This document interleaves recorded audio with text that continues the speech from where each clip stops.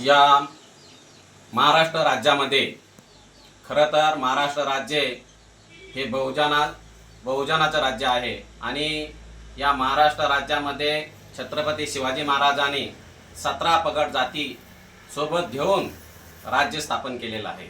अशा राज्यामध्ये नितेश राणेसारखी लोक धर्मामध्ये भांडणं लावत आहेत आणि दंगली पेटवण्यासारखं वक्तव्य करतायत। यावर खरं तर गृहमंत्र्यांनी नितेश राणेला समज द्यावी, नाही तर येणाऱ्या निवडणुकीमध्ये त्यांना फार मोठा फटका बसणार आहे। आणि त्यामुळे जसं आता लोकसभेला सुद्धा त्यांनी अशाच प्रमाणे मार खाल्लेला आहे। मार खाणे म्हणजेच मताच्या स्वरूपात त्यांनी मार खाल्लेला आहे।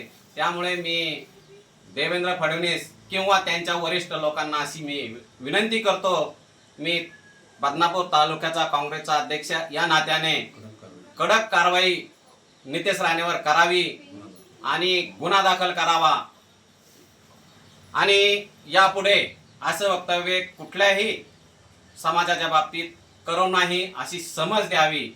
एवढं बोलतो, इथंच थांबतो। जय हिंद, जय भारत।